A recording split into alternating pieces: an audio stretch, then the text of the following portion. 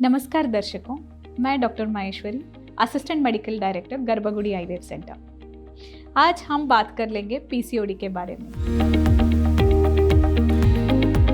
सभी ऐसे बहुत सारे महिलाओं को ये समस्या रहता है।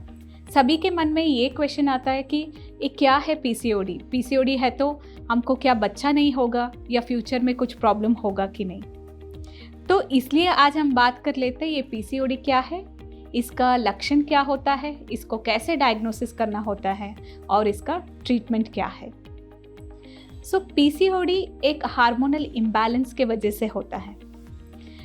यहाँ अंडे का ग्रो होने का प्रॉब्लम होता है, इसलिए क्या होता है, ओव्यूलेशन नहीं होता है तो प्रेगनेंसी में प्रॉब्लम होता है। तो अभी हमें इसका कैसे ऐसे हो सकता है, इसका हार्मोनल का इम्बैलेंस क्या क्या होता है, हम ऐसे देखें तो पीसीओडी में पीसीओडी जिसको है उसका वेट थोड़ा ज़्यादा बढ़ने लगता है, उसको हम ओबेसिटी करके बोलते हैं।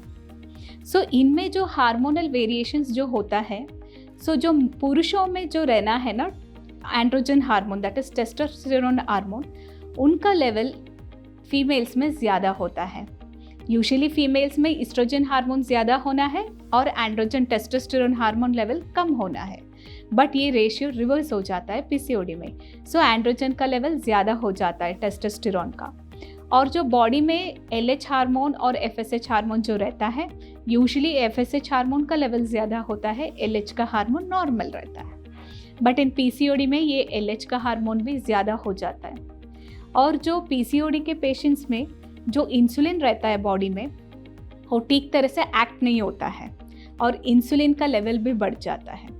तो ये एंड्रोजन टेस्टोस्टेरोन हार्मोन बढ़ना, एलएच हार्मोन बढ़ना और इंसुलिन का बढ़ने से क्या होता है, फीमेल्स में वेट ज़्यादा हो जाता है। और नॉर्मली और जो अंडा रिलीज़ होना है, अंडे का डेवलपमेंट होना, उसका रिलीज़ होने में प्रॉब्लम हो जाता है। और जो ये हार्मोन का इम्बैलेंस होने से क्या होता है, डार्क पैचेस हो जाता है गर्दन में और एक्सिला में और फेस में। इस सभी प्रॉब्लम का ये जड़ है ये हार्मोनल इम्बैलेंस। और हम ये सिम्टम्स की बात करें तो क्या होता है, इनका पीरियड्स जो होता है इरेगुलर होता है। नॉर्मली ओव्यूलेटरी साइकिल्स जो होता है, इनमें 28 to 30 डेज में पीरियड आता है, 4 to 5 डेज का ब्लीडिंग होता है। और जो नॉर्मल साइकिल्स में 10 दिन से 14 दिन तक एक अंडा अच्छे से डेवलप होके वो रिलीज़ होता है। जिस टाइम पे अगर स्पर्म वहाँ डिपॉजिट हुआ तो एग एंड स्पर्म मिलके एम्ब्रियोज बन के वो प्रेगनेंसी हो जाता है। अगर प्रेगनेंसी नहीं हुआ तो 14 दिन के बाद पीरियड्स आ जाता है। तो ये पीसीओडी में क्या होता है, नॉर्मली 8 से 10 अंडे होना चाहिए ओवरीज में। पीसीओडी में ये 15 से ज़्यादा, 20 से ज़्यादा अंडे, बहुत सारे छोटे छोटे अंडे बन जाता है। इसमें थोड़ा फ्लूइड फिल हो जाता है, तो इसलिए इसको पॉलीसिस्टिक करके बोलते हैं। ये सिस्ट नहीं होता है, ये अंडा ही रहता है, फॉलिकल्स ही रहता है, बट वो इमेच्योर रहता है, उसमें थोड़ा पानी भरा हुआ रहता है। तो ये ज़्यादा प्रमाण में ये अंडे होने से क्या होता है, एक अंडा अच्छे से डेवलप नहीं हो पाता है। अगर अंडा डेवलप होकर रिलीज़ नहीं हुआ तो प्रेगनेंसी नहीं होता है। इसलिए ये पीसीओडी में प्रेगनेंसी होने का यही कारण होता है। तो इसका इलाज भी बहुत सिंपल भी है।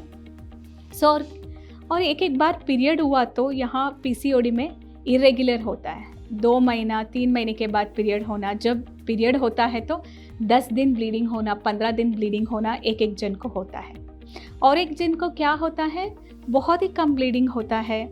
और एक बार तो 3 महीना 4 महीना 6 महीने तक ब्लीडिंग भी नहीं होता है। अगर टैबलेट लिया तो तभी ब्लीडिंग आता है। और जिसको पीसीओडी रहता है, इनका वजन ज़्यादा हो जाता है, जैसे मैंने पहले बोला था, ये डार्क पैचेस आ जाता है नेक और ये एक्सिला में और अराउंड नोज, माउथ, ये सभी जगह में ये डार्क पैचेस आ जाता है।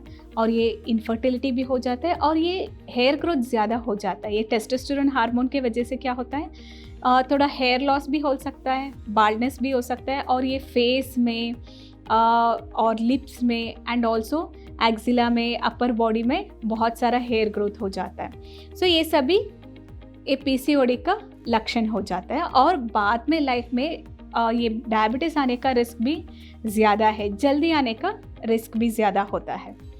और ये टेस्ट हम पीसीओडी है करके कैसे हम पता लगा सकते हैं? ये टेस्ट करने के लिए एक स्कैनिंग होता है और एक ब्लड टेस्ट होता है। जिनका साइकिल्स इरेगुलर हो, ओबेसिटी हो, ये डार्क पैचेस ज़्यादा हो और फेशियल हेयर वो सभी ज़्यादा होने का पेशेंट्स अगर ब्लड टेस्ट और स्कैन किया तो वो पता चल जाता है। स्कैन में क्या होता है, ओवरीज का साइज़ ज़्यादा हो जाता है, 10 सीसी से ज़्यादा होता है और अंडे का नंबर भी ज़्यादा रहता है, वो 19, 20, 25 अंडे ऐसे हो जाता है। और ये अंडे जो होता है वो ओवरीज के सराउंडिंग में अरेंज होता है, उसको माला जैसा अरेंज होता है, नेकलेस पैटर्न करके बोलते हैं। और ब्लड टेस्ट जब किया तो टेस्टोस्टेरोन का हार्मोन ज़्यादा रहता है, LH हार्मोन का भी ज़्यादा रहता है और इंसुलिन लेवल भी बढ़ जाता है। इसका क्राइटेरिया, डायग्नोसिस का क्राइटेरिया होता है एक पीरियड्स इरेगुलर होना या पीरियड्स कम होना, और अल्ट्रासाउंड जब करते हैं तो पीसीओडी का पैटर्न रहना, और ब्लड टेस्ट में एंड्रोजन लेवल्स बढ़ जाने से हम डायग्नोसिस कर सकते हैं। और इसका ट्रीटमेंट का बारे में बात किया तो जिसका प्रेगनेंसी नहीं चाहिए, एडोलेसेंट है, जो लाइक 14 साल से 24 इयर्स तक है, उनका क्या है, प्रेगनेंसी नहीं चाहिए होता है। उनको क्या करते हैं, हार्मोनल पिल देके थोड़ा सा वॉकिंग, एक्सरसाइज और हार्मोनल पिल देके ये हार्मोनल कंट्रोल करके पीसीओडी को कंट्रोल कर सकते हैं।